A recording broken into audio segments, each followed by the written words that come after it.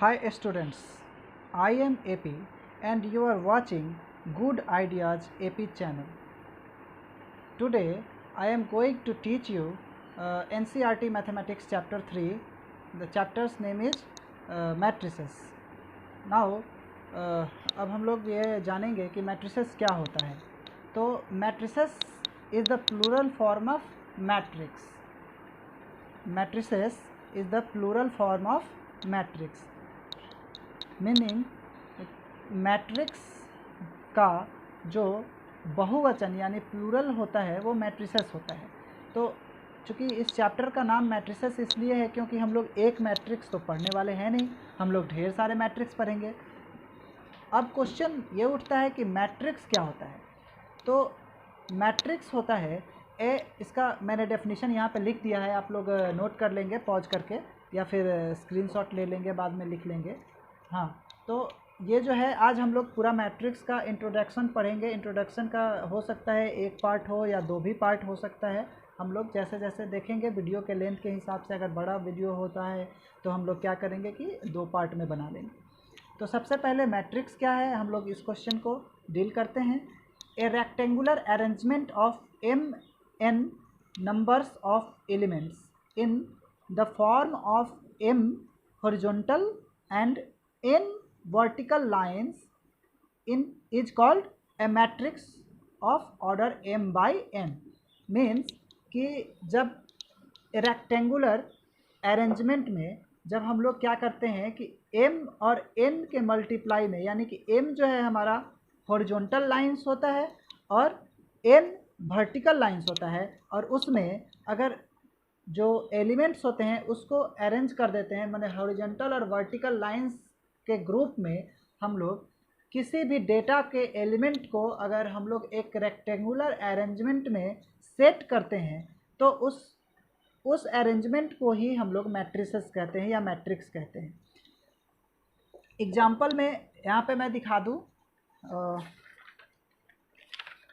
कि जैसे यहाँ पे एग्जाम्पल मैं दे रहा हूँ कि ये जो है, मान लीजिए कोई डेटा है, डेटा को इस तरह से, हाँ, इसे बिग ब्रैकेट के अंदर इनक्लोज भी किया जाता है. यहाँ पे मैंने लिखा होगा, अगर नहीं लिखा होगा तो आगे कहीं ना कहीं आपको दिख जाएगा. जैसे यहाँ पे मान लीजिए कि मान लीजिए ये दिया है 1 2 3 4 5 6 7 8 -2 6 0 9 ये नंबर्स हैं. इनको हम लोगों ने क्या किया है, हॉरिजॉन्टल लाइंस और वर्टिकल लाइंस, ये वर्टिकल लाइन है, सॉरी ये वर्टिकल लाइन है और ये हमारा हॉरिजॉन्टल लाइन है. इसमें हम लोगों ने अरेंज कर दिया है इन सारे डेटा को, एलिमेंट्स को हॉरिजॉन्टल और वर्टिकल लाइंस में क्या किया है, अरेंज कर दिया है. तो इसी अरेंजमेंट को हम लोग क्या कहते हैं, मैट्रिक्स कहते हैं. इसमें m जो है हमारा नंबर ऑफ रो है और n है नंबर ऑफ कॉलम. अब रो और कॉलम क्या है, तो रो है the horizontal lines of element are called rows and column क्या है, the vertical lines of element are called columns. तो ये जो हॉरिजॉन्टल लाइन है हमारा, यही हमारा रो है, इसको हम लोग r से डिनोट करते हैं और कॉलम को हम लोग c से डिनोट करते हैं. तो ये हमारा कॉलम है c, इसमें 4 कॉलम है और 3 रो हैं. तो हम लोग इसका जो ऑर्डर पढ़ेंगे, ये m इंटू n का जो ऑर्डर पढ़ेंगे, ये है हमारा 3 इंटू 4 का ऑर्डर. इस मैट्रिक्स का हम लोग को जो ऑर्डर मिला वो 3 इंटू 4 का मिला, और इसी को मल्टीप्लाई कर देंगे तो नंबर ऑफ एलिमेंट्स भी मिल जाएगा. मतलब कि इसमें पूरे 12 एलिमेंट्स प्रेजेंट हैं और इन 12 एलिमेंट्स को हॉरिजॉन्टल और वर्टिकल लाइंस में अरेंज किया गया है, इसलिए ये मैट्रिक्स है. अब इसको मैं ये कह रहा हूँ, a matrix is denoted by any capital letter of alphabet. Alphabet के किसी भी हम लोग कैपिटल लेटर से किसी भी मैट्रिक्स को डिनोट कर सकते हैं. मान लीजिए कि यहाँ पे एग्जांपल में हम लोगों ने इस मैट्रिक्स को ए से डिनोट किया. नाउ अब हम लोग पढ़ेंगे रिप्रेजेंटेशन ऑफ मैट्रिक्स, कि हम लोग मैट्रिक्स को कैसे रिप्रेजेंट करते हैं. तो मैंने लिखा है, to represent a matrix all the elements of matrix should be enclosed in big bracket. ये बिग ब्रैकेट में के अंदर इनक्लोज होना चाहिए। नाउ आगे है to describe the place of element in the ith row and jth column of a matrix A, we write I comma jth element of A can and we denote by Aij। इसका मतलब क्या हुआ कि जब किसी भी matrix का जो एलिमेंट है वो आई रो में, मतलब आईवा रो और जेवे कॉलम में जो जिस स्थान पे है उस स्थान के एलिमेंट को हम लोग ए आई जे से डिनोट करते हैं, जहाँ पे आई नंबर ऑफ रो और जे नंबर ऑफ कॉलम को डिनोट करेंगे। Hence an m into n matrix A can be written as, मतलब कि अगर हमारा कोई एलिमेंट है तो उसको हम लोग ए से डिनोट किए और आई जे के जगह पे 1 1 अगर लिख दिए तो यानी कि ये पहले रो का पहला कॉलम का पहला एलिमेंट है।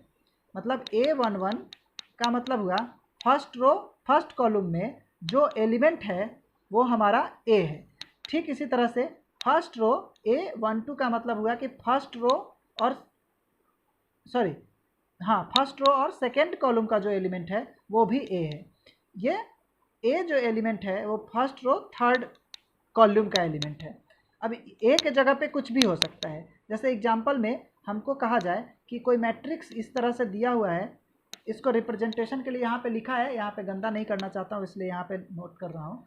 जैसे मान लीजिए 6, जैसे एग्जांपल में यही मैट्रिक्स ले लीजिए और कहा जाए कि यहाँ पे 7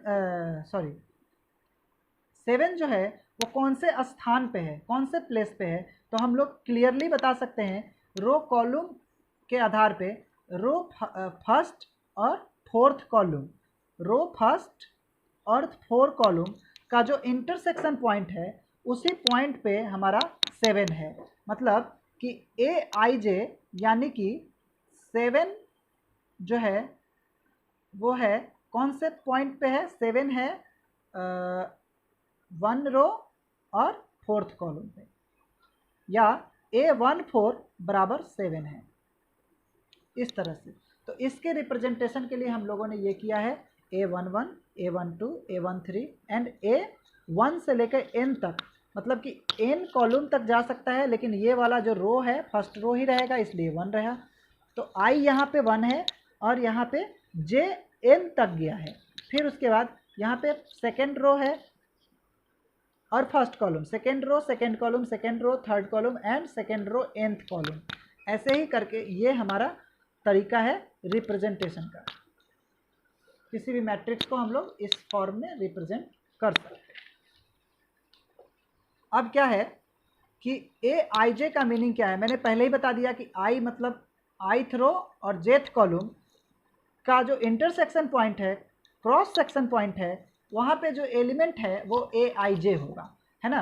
here A is an element which is placed at the cross section point of ith row and jth column of a matrix. किसी भी मैट्रिक्स का आई रो और जे कॉलम का जो क्रॉसिंग पॉइंट होगा, उस क्रॉसिंग पॉइंट पे जो एलिमेंट होगा उसी एलिमेंट को डिनोट करने के लिए हम लोग ए आई जे यूज करते हैं। फॉर एग्जाम्पल यहाँ पे हम लोग को दिया गया है ये matrix 2 1 6 9 3 5 0 -5 4। This is in this matrix find क्या करना है, A11, A1, A33, A23, A13 and A32।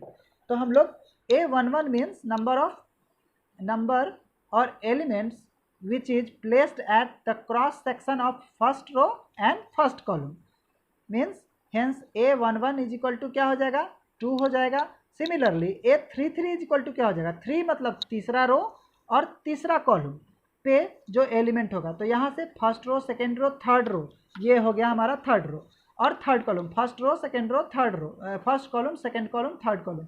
तो ये थर्ड कॉलम और थर्ड रो को इंटरसेक्ट करने वाला जो पॉइंट है ये 4 है। तो यहाँ पे ये जो 4 है ये हमारा A33 हो जाएगा। A23 क्या हो जाएगा, सेकेंड रो में जो तीसरा कॉलम पे जो एलिमेंट होगा यानी कि 5, फर्स्ट रो पे जो थर्ड कॉलम होगा वो 6, थ्री रो और 2 कॉलम यानी कि 3 रो और 2 कॉलम -5। ये हमारा ये अरेंजमेंट का जो रिप्रेजेंटेशन है, कैसे करते हैं एक मैट्रिक्स को रिप्रेजेंट, वो हमने दिखाया। अब है हमारा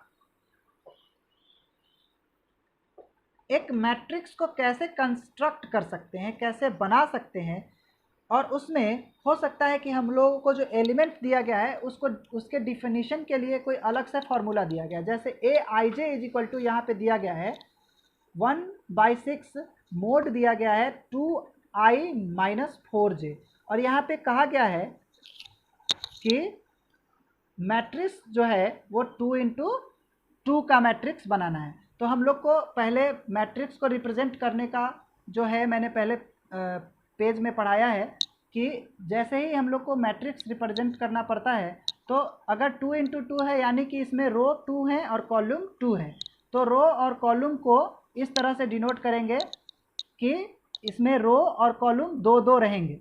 तो इसमें एलिमेंट क्या होंगे, A11 होगा, A12 होगा, A21 होगा, A22 होगा। अब यहाँ पे इस अरेंजमेंट में आई, हर ए के लिए आई और जे चेंज हो रहा है। जैसे पहले रो और पहले कॉलम के इंटरसेक्शन पॉइंट पर A11 है, उसके लिए जो एलिमेंट है उस एलिमेंट को फाइंड करना है, और एलिमेंट को फाइंड करने के लिए हमारे पास ये फार्मूला दिए गए हैं।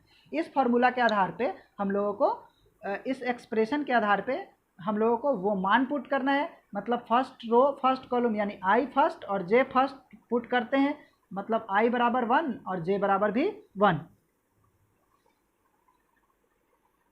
तो हम लोग इस तरह से यहाँ पे आई भी 1 और जे आई 1 या 2 हो सकता है। क्यों आई 1 और 2 हो सकता है, क्योंकि यहाँ पे 2 ही रो है और 2 ही कॉलम भी है। तो इसके लिए हम लोग को क्या होगा, आई का मान 1 और 2 ही मिलेगा और जे का मान भी 1 और 2 ही मिलेगा। ऐसे कंडीशन में हम लोगों को क्या करना है कि आई बराबर ए आई जे के रूप में यहाँ पे आई जे आई जे आई जे आई जे के रूप में अलग अलग मान पुट करना है, और अलग अलग हमको एलिमेंट फाइंड हो जाएगा। जैसे A11 के जगह पे हमको आई के जगह पे 1 और जे के जगह पे भी 1, A12 के लिए आई के जगह पे 1 और जे के जगह पे 2,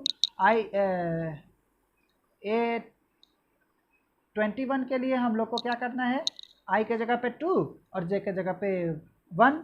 फिर उसी तरह से A22 के लिए क्या करना है, आई के जगह पे 2 और जे के जगह पे भी 2। और हम लोग को इस फॉर्मूला को सॉल्व करना है, तो सॉल्व करेंगे तो A11 के जगह पे 1/3 मिल जाएगा, A12 के जगह पे 1 मिल जाएगा, A21 के जगह पे 0 मिलेगा और A22 के जगह पे 4/6 मिलेगा। अंदर में जो भी माइनस मिलता है मोड के कारण वो माइनस ख़त्म हो जाता है, ये तो हम लोग पहले से ही जानते हैं। तो ये हमारा नया मैट्रिक्स बन के आ गया। ये तो कंस्ट्रक्ट कैसे करते हैं, अगर एलिमेंट के लिए अलग से फार्मूला दिया गया हो इस तरह का, ये इस तरह का फार्मूला दिया गया हो कोई भी इस तरह से, तो आई जे के जगह पे अगर जैसे मान लीजिए कि अगर 3 × 3 का मैट्रिक्स डिनोट करना है, हम लोग को बनाना है 3 × 3 का मैट्रिक्स बनाना है। मान लीजिए एग्जाम्पल में देख लीजिए यहाँ पे कि कोई मैट्रिक्स है 3 × 3 का, बस एग्जाम्पल में लिख रहा हूँ। 3 × 3 का मैट्रिक्स कंस्ट्रक्ट करना है, तो 3 × 3 के लिए हम लोग को क्या करना पड़ेगा, 3 रो और 3 कॉलम दिखाने होंगे। तो 3 रो का पहला एलिमेंट होगा A11, A12, A13 यानी कि तीसरा कॉलम समाप्त हुआ, A21, A22, A23, A31 मतलब तीसरा रो भी समाप्त हो रहा है, A32, A33 मतलब कि 3 रो हो गए और 3 कॉलम हो गए। अब यहाँ पे फॉर्मूला दिया है Aij बराबर, मान लीजिए अपने मन से लिख लेते हैं कुछ भी फार्मूला, जैसे 3i + 2j, ये फार्मूला है। अब इसमें जैसे जैसे Aij के जगह पे A11 लिखना है, और ये फार्मूला है हमारा क्या, Aij बराबर यहाँ पे, तो इसमें 3 और i के जगह पे 1 और +2 और j के जगह पे भी 1 है ना। तो ये हमारा हो गया 3 + 2 = 5। सिमिलरली हमारा चलेगा A12 निकालना है तो A12 के लिए 3 लिखना है इंटू आई के जगह पे 1 ही रहेगा और जे के जगह पे क्या हो जाएगा प्लस 2 इंटू जे के जगह पे 2 हो जाएगा तो 3 + 4 = 7 आ जाएगा। ठीक इसी तरह से A13 बराबर हो जाएगा 3 × 1 + 2 × 3 यहाँ पे हो जाएगा 3 + 6 = 9 हो जाएगा। A21 आ जाएगा, सॉरी आप लोग को दिख नहीं रहा होगा, हाँ A21 बराबर क्या लिख सकते हैं, आई के जगह पे 2 और जे के जगह पे 1 तो 3 × 2 + 2 × 1 क्या हो जाएगा यहाँ पे 6 + 2 = 8 हो जाएगा। फिर सिमिलरली आगे चलते रहेंगे हम लोग। 21 के बाद A22 निकाल लेंगे, A23 निकाल लेंगे, A31 निकाल लेंगे, A32 निकाल लेंगे, A33 निकाल लेंगे। तो ऐसा हम लोग निकालते जाएंगे। क्या होगा 3 × 2 + 2 × 2 बराबर हो जाएगा 6 + 4 = 10। यहाँ पे आ जाएगा 3 × 2 + 2 × 3 6 × 6 6 + 6 सॉरी = कितना हो जाएगा 12 हो जाएगा, राइट। 3 × 1 3 × 3 सॉरी + 2 × 1 = क्या हो जाएगा 9 + 2 = 11 हो जाएगा। यहाँ पे 3 × 3 प्लस क्या होगा 2 × 2 सॉरी 9 + 4 = 13 हो जाएगा। फिर उसी तरह से 3 × 3 + 2 × भी 3 हो जाएगा, यानी कि 9 + 6 = 15 हो जाएगा। और टोटल को हम लोग अब फिर जो हमारा मैट्रिक्स था ये वाला, इसमें 1 1 के जगह पे जो हम लोग को वैल्यू आया है 5 आया है, 1 2 के जगह पे कितना आया है 7 आया है, 1 3 के जगह पे 9 आया है, 2 1 के जगह पे कितना आया है 8, 2 2 के जगह पे 10, 2 3 के जगह पे 12, उसके बाद ये क्या है 3 1 के जगह पे 11, 3 2 के जगह पे 13, 3 3 के जगह पे 15 और ये हमारा मैट्रिक्स तैयार हो गया। तो इस तरह से हम लोग किसी भी मैट्रिक्स को कंस्ट्रक्ट भी कर सकते हैं। हमारा जो NCERT का 3.1 है उसमें इस तरह का क्वेश्चन भी दिया गया है, आप लोग बना सकते हैं, आप लोग सॉल्व करिए और नेक्स्ट वीडियो में मिलते हैं। इसका अगले वीडियो में हम लोग टाइप ऑफ मैट्रिक्स पढ़ेंगे और भी बहुत कुछ पढ़ने को है मैट्रिक्स में इंट्रोडक्शन पार्ट में। और जब इंट्रोडक्शन पार्ट समाप्त हो जाएगा तो हम लोग आगे और भी अगला एक्सरसाइज 3.1 3.2 एंड सो ऑन जो भी है आगे तक पढ़ते जाएंगे, ठीक है। तो समाप्त करते हैं हम लोग आज के क्लास को। और अगर आपको इस वीडियो में कोई सजेशन देना है तो सजेशन दीजिए। ये मेरा पहला वीडियो है मेरे यूट्यूब चैनल पे, तो थोड़ा सा कॉन्फिडेंस की कमी होगी या फिर रिकॉर्डिंग में भी कुछ प्रॉब्लम हो सकती है, तो उसके लिए हमें सजेस्ट भी कर सकते हैं आप कमेंट करके। और हाँ, मेरा पहला वीडियो है ये, और अगर आप लोग इसको लाइक करेंगे, मेरे चैनल को सब्सक्राइब कर देंगे, ये सभी लोग बोलते हैं वैसे मैं भी बोल रहा हूँ इसलिए क्योंकि आप लोग ये करेंगे तो मुझे इनकरेजमेंट मिलेगी, मैं इनकरेज हो जाऊँगा और भी वीडियो बनाऊँगा, है ना। नहीं तो मैं बाद में डिस्करेज हो जाऊँगा तो फिर मुझे अच्छा नहीं लगेगा वीडियो बनाने में। तो आप लोग लाइक कर दीजिए और शेयर भी कर दीजिए और सब्सक्राइब करना मत भूलिए मेरे चैनल को प्लीज़।